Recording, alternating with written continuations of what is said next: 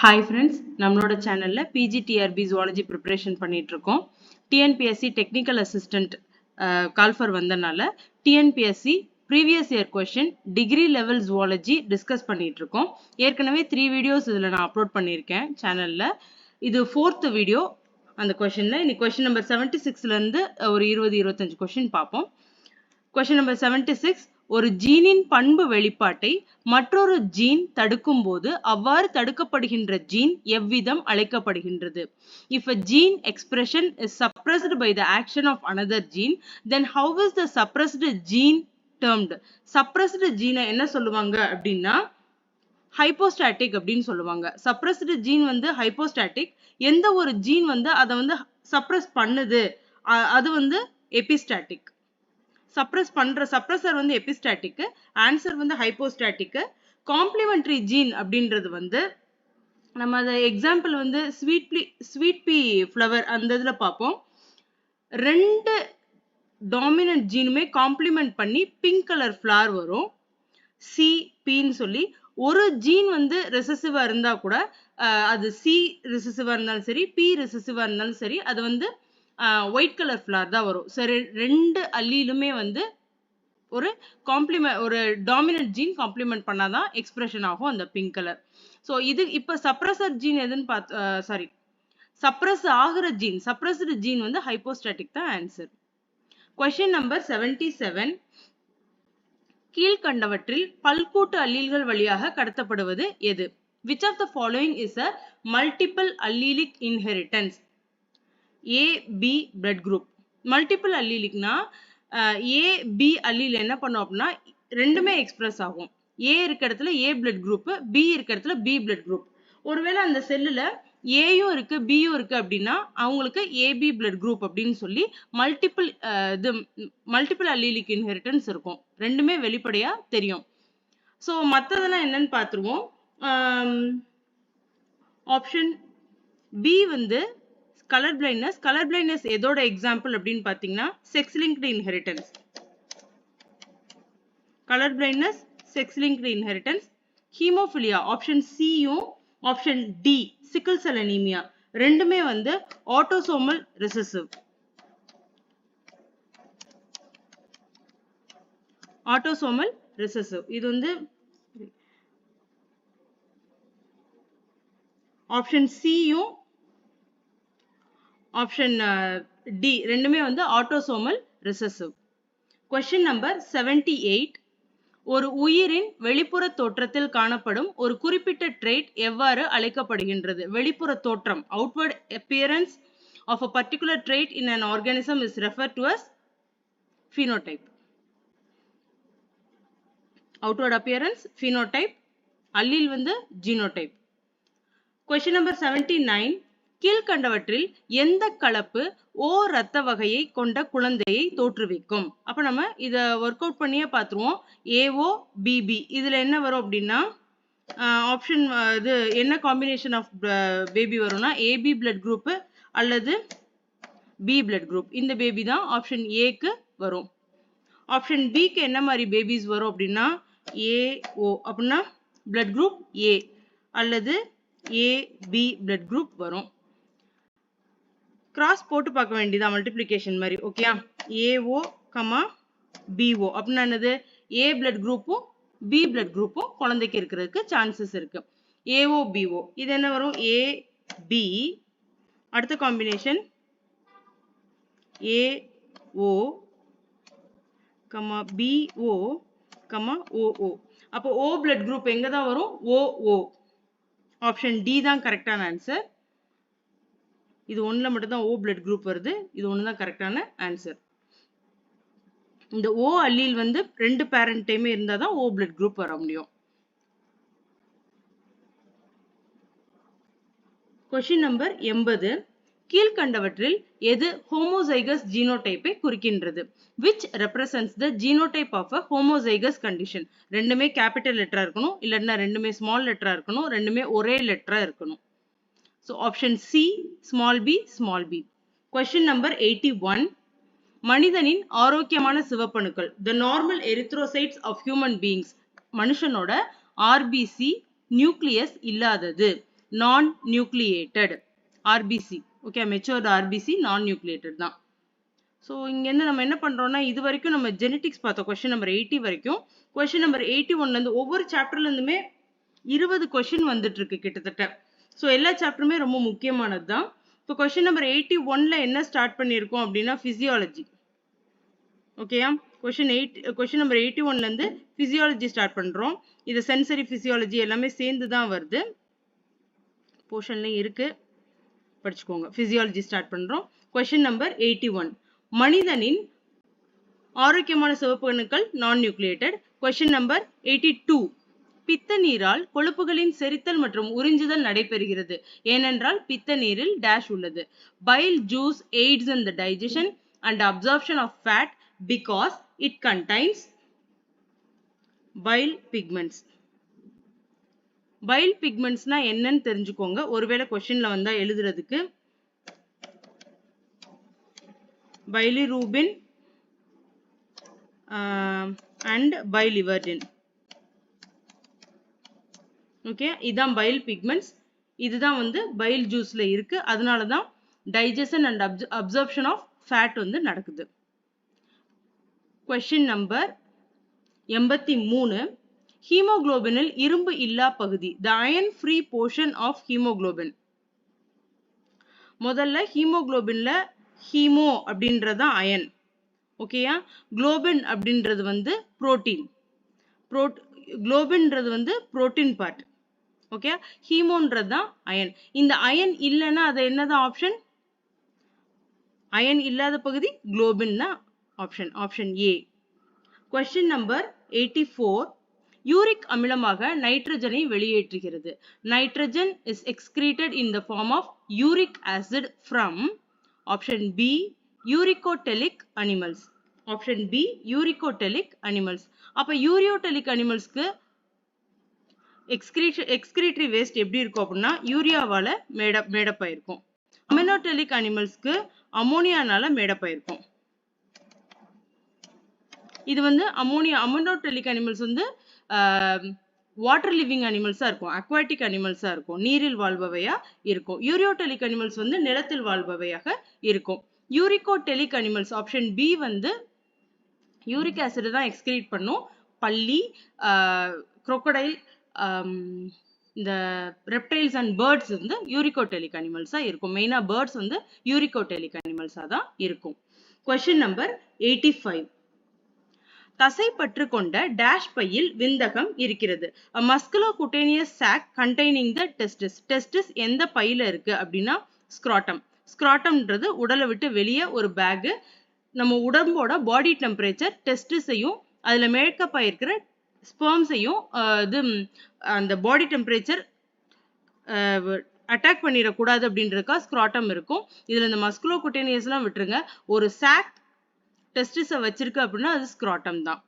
Question number 86, உயர்நிலை முதுகெலும்பு உயிரினங்களின் விந்தகம் எந்த ஹார்மோனை உற்பத்தி செய்கிறது? A hormone secreted by the testis in higher vertebrate is estrogen, progesterone, relaxin, androgen.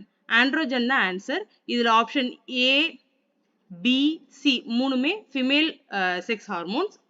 Androgen மட்டும் தான் மேல் ரீப்ரொடக்டிவ் ஆர்கன்ல வரக்கூடிய ஹார்மோன்.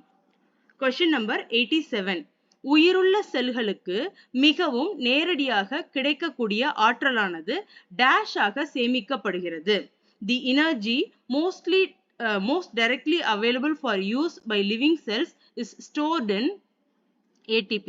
ATP தான் நம்மளோட 10th ஸ்டாண்டர்ட் புக்ல நீங்க பார்த்திருப்பீங்க, எனர்ஜி கரன்சி ஆஃப் அவர் பாடி. அதை தான் நம்ம வீட்டில் எப்படி பணம் சேர்த்து வைக்கிறோமோ அதே மாதிரி எனர்ஜியை வந்து ஏடிபின்ற ஃபார்முலா தான் நம்ம உடம்புல சேர்த்து வச்சிருப்போம். ஸோ எனர்ஜி தான் answer, option A. Question number 88, இது கார்போரா கார்டியாக்கினால் உற்பத்தி செய்யப்பட்டு புரோதொராகிக் சுரப்பியால் செயற்படுத்துகிறது. which is secreted by the corpora cardiaca and activates the prothoracic gland. so corpora cardiaca பாத்துக்கோங்க. corpora cardiaca என்ன செக்ரீட் பண்ணும், அப்புறம் prothoracic gland அது ஆக்டிவேட் பண்ணுது அப்படின்னா prothoracicotropic ஹார்மோன். இதுல இன்னொரு கொஸ்டினும் இந்த இதுலயே படிச்சிருங்க. இது எல்லாமே இன்செக்ட்ஸ் தாங்க. ப்ரோதொராசிகோட்ராபிக் ஹார்மோன், ஜுவனல் ஹார்மோன் இது எல்லாமே இன்செக்ட் மெட்டமார்போசிஸ்ல தான் நம்ம படிக்கிறோம். இந்த ப்ரோதொராசிகோட்ராபிக் ஹார்மோனை செக்ரீட் பண்றது என்னது? கார்போரா கார்டியாக்கா. அப்ப ஜுவனல் ஹார்மோனை செக்ரீட் பண்ற யார் செக்ரீட் பண்றா அப்படின்னு கேட்டா கார்போரா அல்லாட்டா.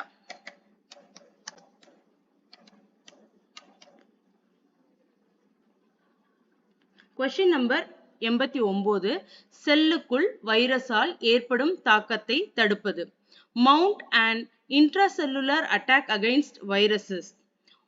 செல்லுக்குள்ள அப்படின்றதான் கொஸ்டின். செல்லுக்குள்ள வந்து இன்டர்ஃபெரான், செல் மீடியேட்டட் இம்யூனிட்டியில இன்டர்ஃபெரான் வரும். ஒரு கேன்சர் பாதிச்ச செல்லோ இல்ல ஒரு ஆன்டிஜன் பாதிச்ச செல்லோ ஒரு வைரஸ் பாதிச்ச செல்லோ அந்த செல்லே இன்டர்ஃபெரானை ரிலீஸ் பண்ணும். இது ஆன்டிபாடிஸ் வந்து செல்லுக்கு வெளியே பி செல் டி செல் அவங்கெல்லாம் செக்ரேட் பண்றது. செல்லுக்கு வெளியே, செல்லுக்கு உள்ளே இன்டர்ஃபெரான். வேக்சின்ஸ்ன்றது உங்களுக்கு தெரியும், நம்மளோட பாடிக்கு வெளியே இருந்து நம்மளுக்கு வரப்போற ஆன்டிஜன். நம்ம ப்ரிப்பேர் பண்ண வேக்சினா இருக்கலாம், அல்ல நம்மளுக்கு எங்கேயாவது இது நோய் தொற்றுதலால ஏற்படுற வேக்சினா இருக்கலாம். ஆன்டிஜன் அப்படின்றது foreign body. So option D interferon தான் ஆன்சர். Question number 90. கீழ்கண்ட வாக்கியங்களை கவனி. Consider the following statements. Assertion: antibodies may interact with free antigen. ஆமா, antibodies ஓட வேலையை ஆன்டிஜனோட இன்டராக்ட் பண்றதா. causing agglutination. ஆமா, கொத்தா அதோட சேர்ந்து அதை அரெஸ்ட் பண்றது, ஆன்டிஜனை அரெஸ்ட் பண்றதுக்காக agglutination ஃபார்ம் ஆகும். ரெண்டுமே correct. both A and R are true and R is the correct explanation of A. Question number 91. குளிர்கால உறக்கம் எதில் காணப்படுகிறது? ஒட்டகம் வந்து குளிர்காலத்துக்கு தூங்க வேண்டிய அவசியம் கிடையாது. முயலும் டிராபிக்கல் கண்ட்ரி தான், குளிர்காலத்துக்கு தூங்க வேண்டிய அவசியம் கிடையாது. நம்ம வவ்வால், பேட்ஸ் மட்டும்தான் ஹைபர்னேஷன் பண்ணும், குளிர்கால உறக்கம் பண்ணும். Option B bats. போர் விளைவு எதற்கு பயன்படுகிறது? Bohr effect helps to unload oxygen from hemoglobin. unload oxygen from hemoglobin.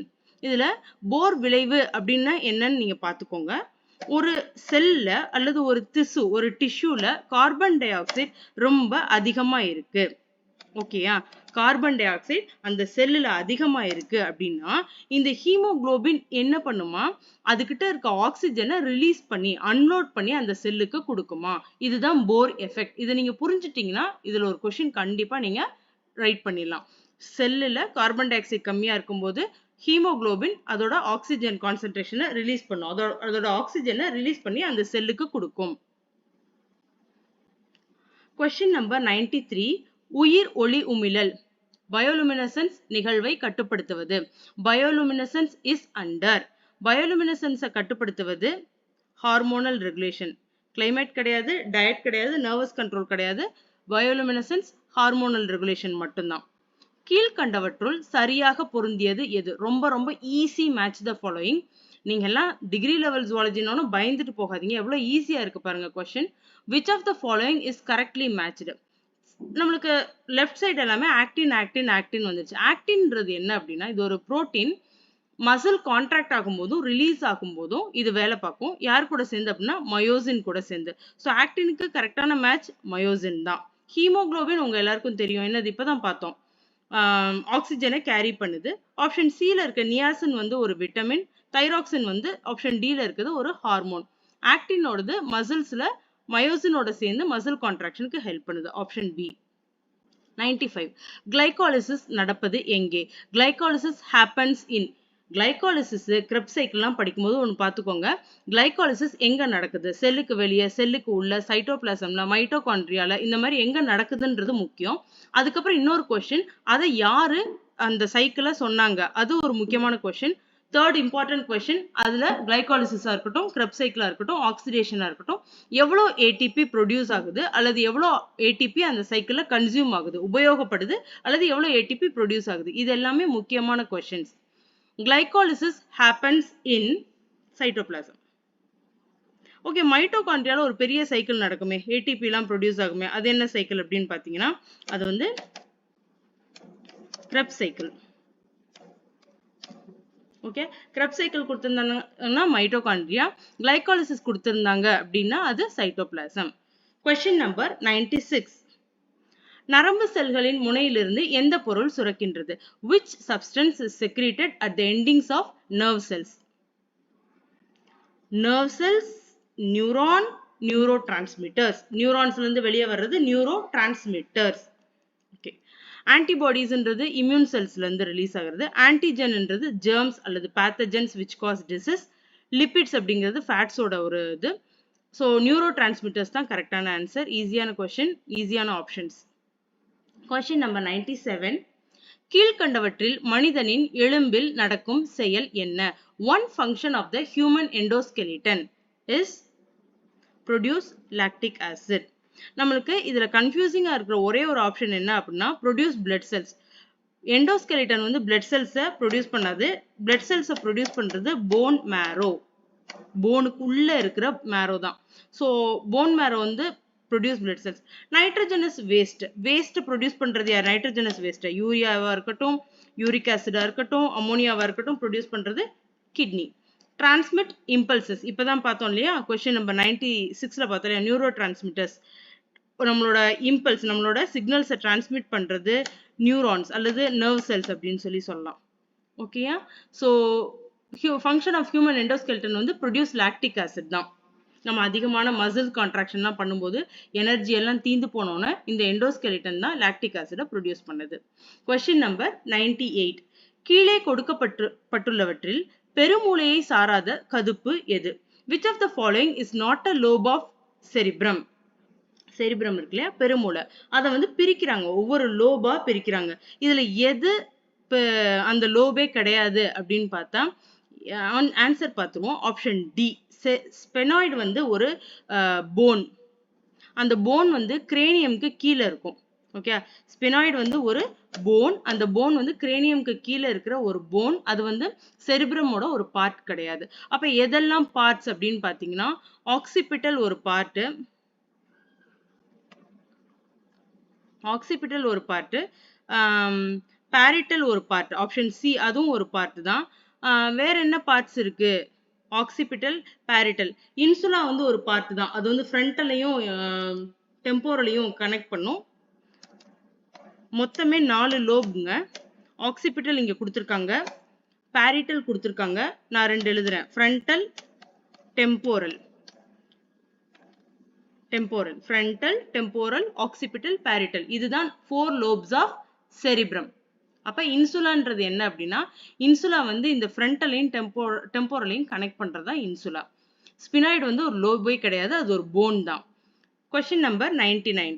பாலூட்டிகளில் இரு பெருமூளை அரைவட்டங்களை சேர்க்கும் நரம்பு நார்க்கட்டிற்கு பெயர். The bundle of nerve fibers connecting the cerebral hemisphere in mammal is corpus callosum.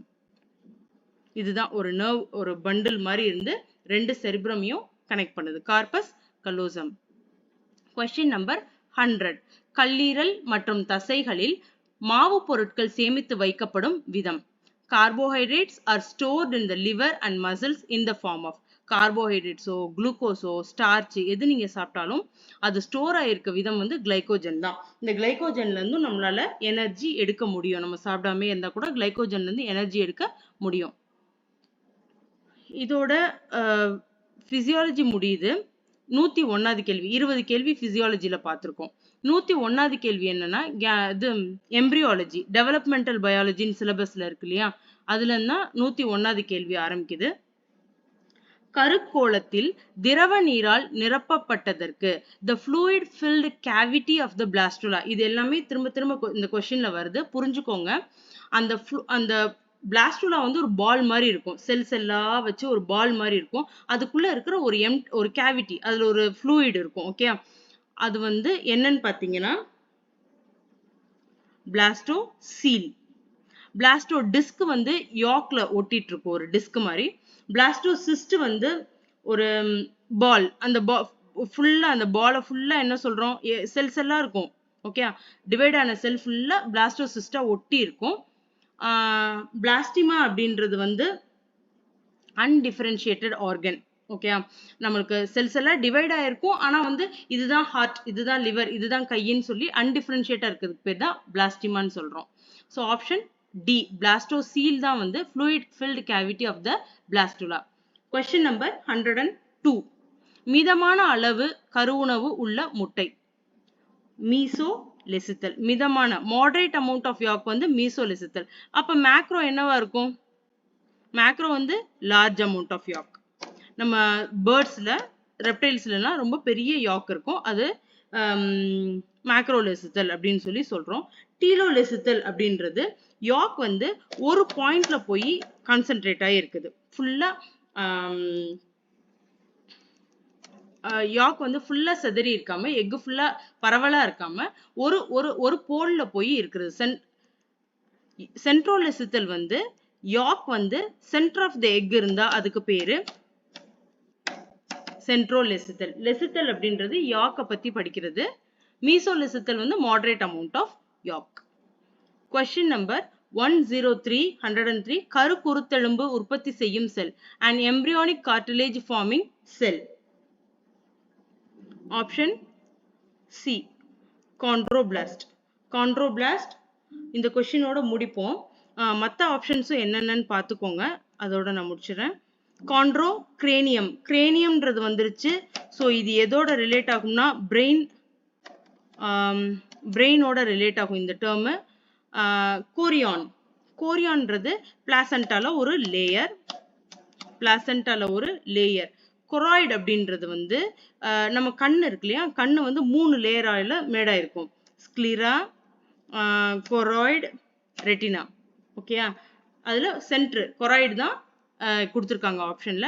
நம்மளுக்கு இங்க கேட்டிருக்கிறது an embryonic cartilage forming cell. எம்பிரியாலஜில என்ன வரும் அப்படின்னா காண்ட்ரோபிளாஸ்ட் தான் வரும். ஸோ இதோட பார்ட் 4 முடிச்சுக்கலாம். ரிமைனிங் கொஸ்டின்ஸ் வந்து பார்ட் 5ல டிஸ்கஸ் பண்ணுவோம். தேங்க்யூ.